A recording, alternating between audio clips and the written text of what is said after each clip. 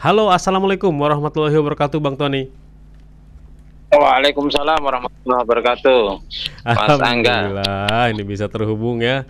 Tadi harap-harap cemas ini ya, Bang Tony kemana? Iya, dalam perjalanan posisi saya lagi di Kalimantan Timur ini. Masya Jadi biasa kalau Allah. dekat-dekat IKN itu kan sinyal agak susah itu. Deket-deket IKN susah ya. Fi amanillah ya Bang Tony ya nih. Semoga dilancarkan perjalanannya. Alhamdulillah masih sempat nih kita untuk Amin. mengudara. Karena kita ingin menyoroti beberapa Mm-mm. hal nih Bang Tony. Kaitannya dengan eh di pekan ini ya, nama Eh, seorang Zarof Rikar gitu ya, yang sampai dicap sebagai maklar kasus. Halo, Bang Tony. Halo, ya, iya, Ya, Mas baik. Angga. Sudah terhubung. Dua hal Bang Tony. Oke, secara singkat saya sampaikan bahwa bagaimana Bang Tony menganalisa, memantau gitu ya kasus yang mendera mantan pejabat MA Zarof Rikar gitu ya. Ini angka yang luar biasa dan juga ketika ditelusuri hampir 10 tahun gitu ya, istilahnya itu berlayar sebagai maklar kasus di Indonesia. Bagaimana penegakan hukum sebenarnya di negeri ini? Lalu yang kedua tentu saja ya isu Thomas Lembong ditahan setelah ditetapkan sebagai tersangka dalam kasus dugaan korupsi. Banyak netizen yang menilai dan juga masyarakat menilai unsur politisnya ini terasa sekali gitu ya. Bagaimana Bang Tony melihat dua hal ini? Iya, yang pertama terkait dengan kasus di kejaksaan sebagai maklar kasus. Begini, saya selalu ungkapkan institusi hukum itu selalu terkoneksi dengan maklar kasus. Selalu. Begitu banyak, iya hampir selalu. Jadi bukan berarti tidak ada yang baik, banyak yang baik gitu loh. Tetapi mereka yang baik seringkali tidak mampu melakukan sebuah perlawanan terhadap maklar kasus atau para sindikat hukum yang sangat kuat dan punya koneksi di mana-mana. Hmm. Ya, ini yang kemudian berjalan berpuluh-puluh tahun yang pada akhirnya membuat sebagian penegak hukum menjadi sangat frustasi. Hmm. Bagi mereka yang frustasi ada dua pilihan, yang satu cuek, yang kemudian mereka tidak peduli dengan karirnya, ya. Sebagian lagi mereka itu akhirnya ikut larut di dalam mafia itu, karena pilihannya itu, gitu. Tetap menjadi yang baik, ya, tetapi punya karir yang tidak yang buruk, ya. Tapi karena semuanya perlu duit, semuanya perlu uang, ya. Atau kemudian ikut terlibat sekalian di dalamnya. Sulit, kita harus jujur mengatakan, ya, untuk kemudian setiap ada kasus lalu linear berjalan secara alamiah, di mana penegak hukum itu melakukan sebuah keadilan, seringkali ada tangan-tangan, ya, dan itu sering, ya. Kalau saya katakan selalu kan salah, itu sering, ya. Sering muncul tangan-tangan yang kemudian menjadi agen untuk persoalan itu, dan kita udah kenyang lah mata kita untuk menonton di televisi atau kemudian membaca di media kasus hakim ya terkait dengan mafia kasus, kemudian jaksa terkait dengan mafia kasus, kemudian juga orang yang ada di KPK terkait dengan maklar kasus. Begitu banyak kasus terus menerus ya. Ini sampai kapanpun ya, sampai kalau ini tidak dipotong, kalau mafia kasus ini tidak disikat kan, ya, ditindak, dihabisin gitu loh. Dan ini akan berjalan terus. Yang ketangkap itu kan kebetulan saja itu. Emang tidak ada yang lebih besar dari itu. Banyak. Emang tidak ada yang yang lebih parah dari itu. Banyak. Dia nasib aja. Apalagi kalau kemudian ada unsur kompetisi, ada unsur politis, ada unsur-unsur yang lain yang kemudian itu dijadikan sebagai sebuah trigger untuk menyingkirkan orang itu atau menghabisi orang itu. Ya, itu kan sudah dalam logika sindikat, akan senantiasa berjalan seperti itu. Ya, kebetulan saja ini kasus kejaksaan kan, kalau kemudian kita hitung udah berapa banyak kasus yang muncul di kejaksaan, udah berapa banyak kasus yang muncul di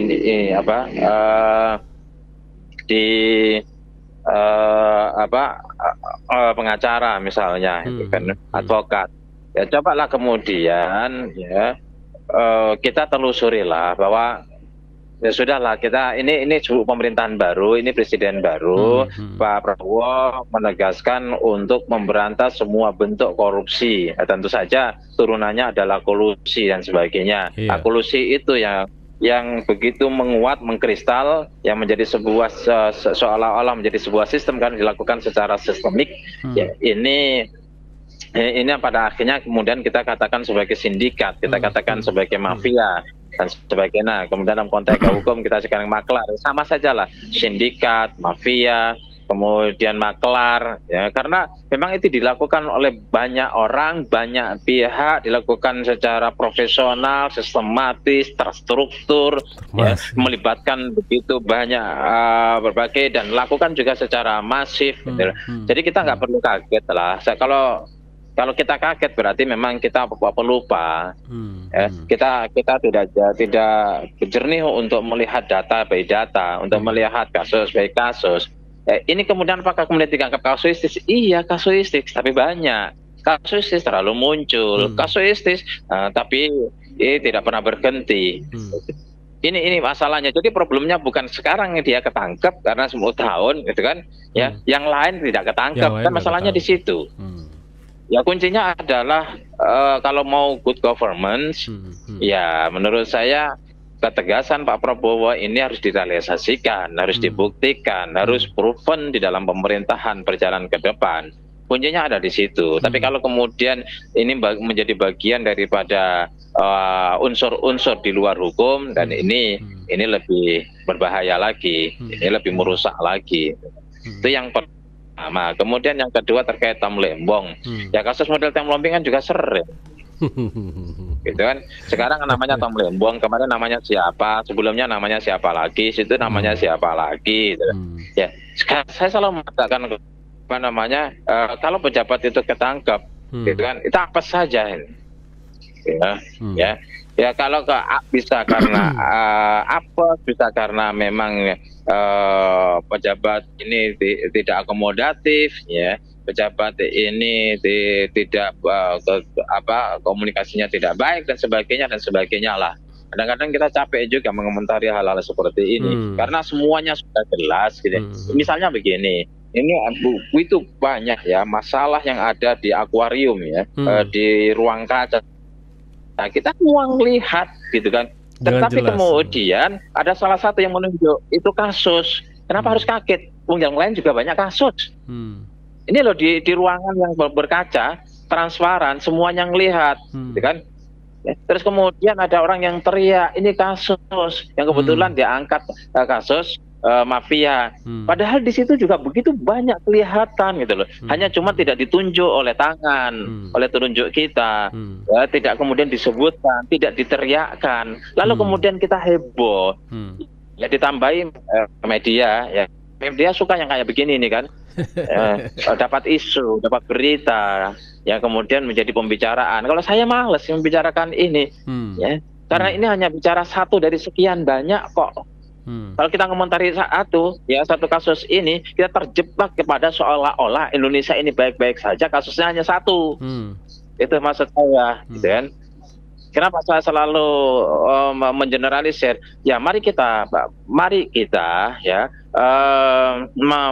melihat, membaca dan menganalisis berbasis kepada teori dan data. Kalau datanya banyak, kemudian yang dimunculkan beritanya cuma satu, apakah mengaruhnya untuk bangsa ini? Kalau kemudian itu aja menjadi sebuah gimmick dalam pemberitaan, ya silakan, itu urusan media lah. Gitu. Kalau mau bongkar, ya semuanya misalnya, gitu, dalam satu ruangan, gitu, ya ruangannya itu ada 100 orang, ya malingnya 95. Lalu yang ditangkap 1, kemudian jadi berita. Sementara yang 94 kita juga ngelihat itu maling-maling semua juga itu. Lalu kita heboh dengan 1, kan bodoh, kan goblok. Gitu ya. Ya kenapa saya harus pakai bahasa yang setegas ini? Capek gitu loh. Masyarakat seolah-olah kemudian digiring oleh persepsi yang menurut saya tidak generalis. Persepsi-persepsi yang kemudian parsial, persepsi-persepsi yang ada di pinggiran. Sementara persoalannya bukan itu. Gitu kan? Persoalannya adalah bagaimana sekian banyak kasus itu bukan dibongkar satu kasus, bukan kemudian diberitakan satu kasus, dibicarakan satu kasus, dihebohkan satu kasus, seolah-olah ini menjadi istimewa, padahal semua istimewa kok. Yang lebih besar juga banyak. Mafia hukum, maklar hukum, terus kemudian sindikat hukum, ini kan ada di mana-mana. Dan itu berjalan secara terstruktur, ya, masif, dan sebagainya. Kuncinya saya pikir, ya kita punya harapan lah kepada presiden baru ini. Ya, menurut saya, tempatkan hukum pada kembalikan hukum pada tempatnya. Ya, sterilkan dari semua bentuk kepentingan, termasuk kepentingan kekuasaan dan kepentingan politik. Kalau itu bisa berjalan dengan baik, waduh, saya betul-betul akan membuat surat untuk ketemu Pak Prabowo, saya cium tangan gitu. Iya, ini urusan bangsa, urusan negara ini. Tapi kita berikan kesempatan. Jadi Pak Prabowo dengan sangat tegas mengatakan akan berantas korupsi. Ya, mari kita berikan kepercayaan. Kita harus di awal harus optimis, harus trust, harus membangun sebuah harapan bahwa Pak Prabowo bisa melakukan, dan kita dorong, kita dukung, kita support semuanya apa yang dilakukan oleh Pak Prabowo, sambil kita awasi sebagai rakyat ini, civil society, ya, untuk senantiasa mengingatkan ketika itu belum kencang jalannya atau tidak dilakukan, begitu. Jadi termasuk juga ya kasus Tom Lembong ini, ya, sebelumnya kan ada Tom siapalah, ada Lembong siapalah, ada siapalah, itu kan biasa itu. Ya, saya pikir dengan pemerintahan baru ini berhentilah. Ya, emang ada salah, emang yang lain nggak ada salah. Seringkali ya kalau kemudian jadi Pak Mahfud MD selalu bilang gitu kan, ya jangan berbuat salah, ya. Tapi yang berbuat salah lebih banyak Pak Mahfud. Ini bukan bicara jangan berbuat salah untuk tidak ini, tapi ini bicaranya adalah kita menuntut aspek keadilan. Rakyat itu butuh keadilan. Negara ini perlu dikelola secara adil. Jadi dua hal yang berbeda. Betul kita dituntut tidak berbuat salah, tapi manusia. Tapi kalau ya mungkin yang bersih Pak Mahfud dah sebagian kecil pejabat, tapi yang lain ya masuk lingkaran yang luar biasa.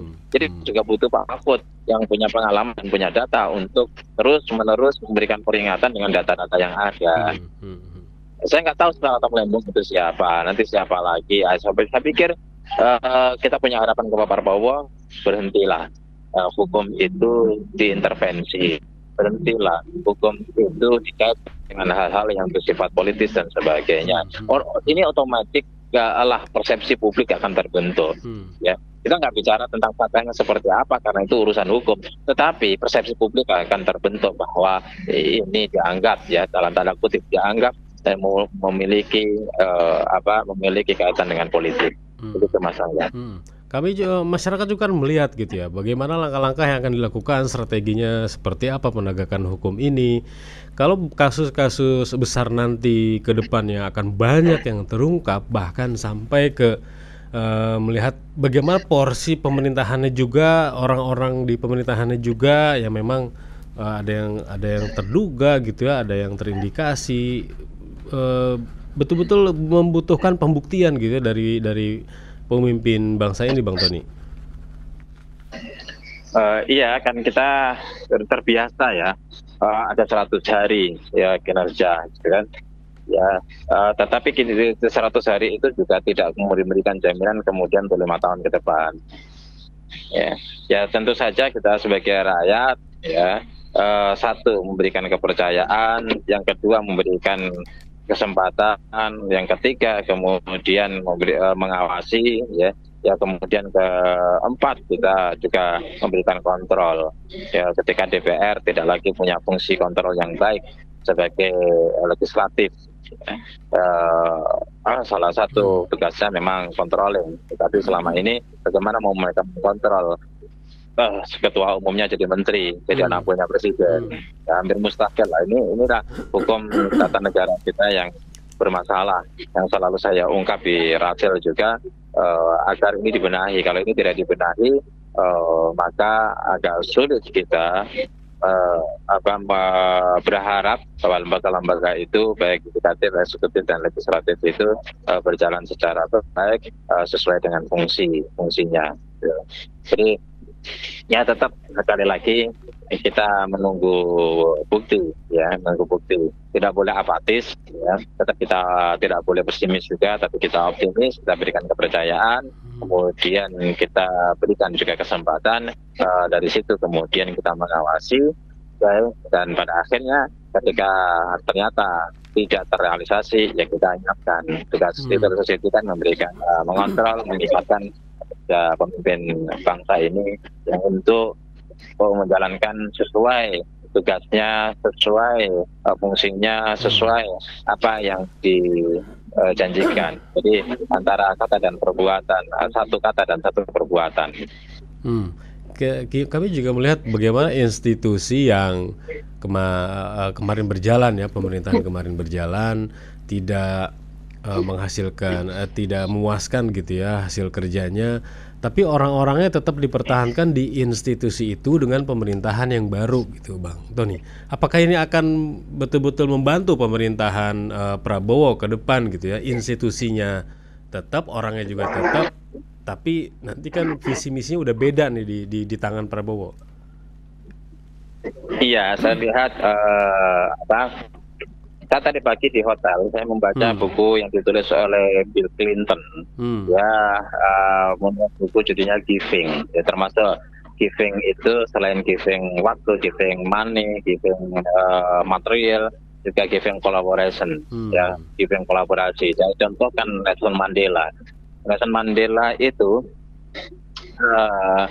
dia di 27 tahun di penjara. Ya, dalam buku itu jelaskan ketika Nelson Mandela itu ketika Nelson Mandela itu dilantik menjadi seorang presiden dalam pemerintahan negara, dia undang itu sipir-sipir yang dulu menjaga dia di penjara itu, penjara di mana dia berada itu kolaborasi, artinya memaafkan yang kemudian memberi ruang kepada semuanya. Nampaknya Pak Prabowo ini ya kolaborasinya baru dengan Pak Jokowi, tapi belum sama Anies, ya. Pendukung Anies, belum juga dengan Ganjar. Ya, sebenarnya kita harapkan jadi timnya Ganjar ada yang masuk di pemerintahan, timnya Anies juga ada yang masuk di pemerintahan kayak ini. Tetapi justru Tom Lembong ini adalah adalah timnya Anies, tetapi justru kena kasus. Ya ini satu hal yang menjadi sebuah catatan. Kemudian yang kedua, ada track record yang jelas dibaca oleh publik terhadap orang-orang yang dulu jadi pejabat, sekarang jadi pejabat lagi, dulu jadi menteri, sekarang menjadi menteri lagi. Track recordnya tidak bagus, tidak sesuai dengan ekspektasi publik, dan kalau kemudian publik menilai ya tidak menginginkan, ya katakanlah di survei, saya pikir nilai mereka apalagi kalau kemudian kita menggunakan survei terkait dengan indeks, ya, yang lebih profesional dengan indikator yang lebih rinci. Saya pikir banyak yang nilainya merah, tetapi ya kemudian direkrut kembali. Apakah kemudian mereka bisa di-upgrade, ya? Di-upgrade. Ya, ini kan karena berkaitan dengan tidak saja kompetensi dan kapasitas, tapi berkaitan dengan mentalitas, dari atau integritas dari para pejabat itu. Tetapi sekali lagi saya selalu menaruh kepercayaan kepada namanya baru, ya. Kita nggak boleh pesimis juga.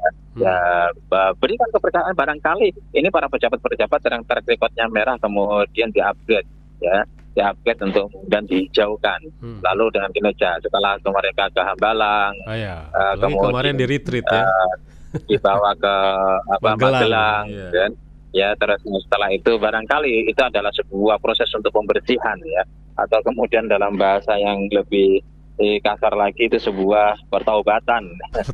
Untuk membuat mereka lebih ini. Kita akan lihat, ya. Jadi 100 tahun ke depan ini bagaimana kemudian apakah betul kan itu satu sisi, ya, satu sisi memang membuat kita kok orang-orang itu lagi kan rapotnya merah. Itu ada Menteri BUMN misalnya. Ini Menteri BUMN itu kan banyak bangkrut tuh UMN ini, barangnya lengkap bu. Itu Ya. menteri A, menteri B, menteri C, seringkali overlapping dan sebagainya, seringkali buat gaduh. Kok kemudian masih lagi itu menteri D itu yang aduh apa namanya melampaui batas aturan dan sebagainya. Kok dia ini lagi. Nah, satu sisi memang persepsi publik terbentuk seperti itu. Di sisi lain juga harus kita balance ya, bahwa masyarakat itu, seorang organisasi itu atau komunitas itu atau struktur ya, sebuah komunitas itu akan, sebuah organisasi akan sangat ditentukan oleh leader. Ya, misalnya kalau Pak Prabowo itu saya akan potong, saya akan gantung kepada siapapun yang melakukan korupsi ya. Pak Prabowo buktikan bahwa dia, keluarganya dan lingkaran satunya itu tidak korupsi. Saya pikir ini pengaruhnya cukup besar. Saya akan, siapa yang tidak bekerja dengan keras, siapa yang tidak bekerja dengan sesuai dengan apa yang menjadi tupoksinya, siapa yang tidak bekerja dengan hasil yang ditargetkan, katakan diganti. Dan Pak Prabowo aku buktikan misalnya, oh ini kamu nggak mau begini, kamu nilai angkanya nih pakai orang-orang tertentu yang kemudian membuat angka. Ini harus membedakan Pak Prabowo dengan Pak Jokowi. Pada saat Pak Jokowi itu ya, untuk melihat mereka angkanya itu dilihat dari survei. Bagaimana persepsi publik terhadap para menteri setiap 1 bulan nggak bekerja, setiap bulan itu disurvei, kan nggak pas. Ngapain mereka disurvei? Ya kalau menteri misalnya menteri dalam negeri, menteri pendidikan, menteri olahraga sering tampil. Tapi kalau menteri perdagangan kan nggak sama, mesti publik tidak melihat gitu loh. Jadi tidak objektif. Yang objektif itu adalah Pak Prabowo bikin tim ya, tim independen yang kemudian menilai kinerja para menterinya ini. Kalau nilainya di bawah 7, apa ganti, misalnya gitu.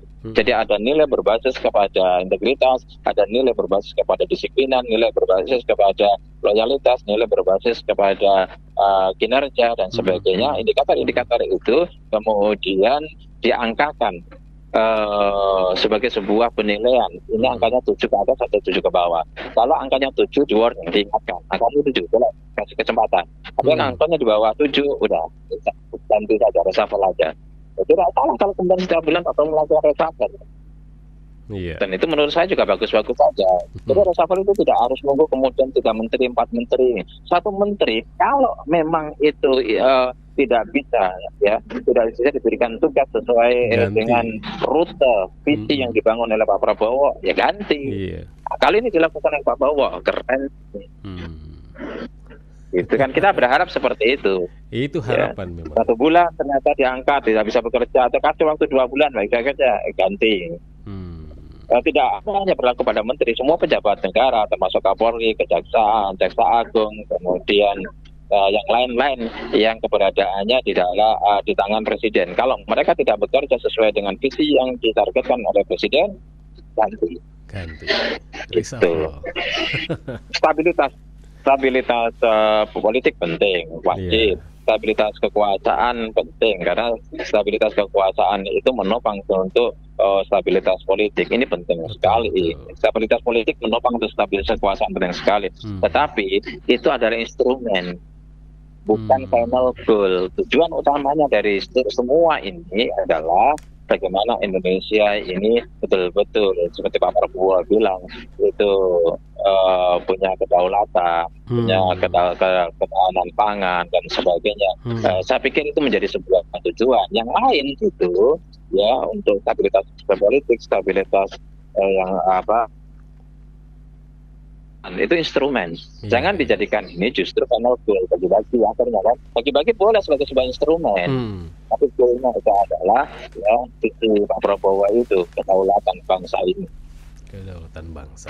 Begitu. Baik Bang Tony, sebagai penutup ini Bang Tony kan lagi di Kalimantan ya. Biasanya kita juga dapat info Bang Tony kadang-kadang suka ada di Papua, di Sulawesi, di Sumatera gitu ya. Sebagai penutup, selama perjalanan Bang Tony ke beberapa daerah di Indonesia, apalagi sekarang, memperhatikan potret-potret negeri ini yang kira-kira yang perlu dirubah menuju perbaikan apa Bang Tony sebagai penutup? Iya, semua perlu dirubah, ya. Perlu diubah. Semua Gitu. perlu dirubah. Ya, jadi semua sih banyak yang bobrok, banyak yang Oh. rusak, ya, banyak yang rusak. Dan ini bukan hanya kontribusi Pak Jokowi juga ada bagusnya juga. Kontribusi dari perjalanan bangsa ini begitu panjang, begitu panjang. Ya kemudian tambah rusak, tambah rusak, tambah rusak, tambah rusak. Maka karena itu, ya kalau saya selalu mengatakan mau melakukan sebuah transformasi Indonesia ini, dan melakukan sebuah perubahan ke arah yang jauh lebih hebat, lebih baik, itu dua, jangka panjang dan jangka pendek.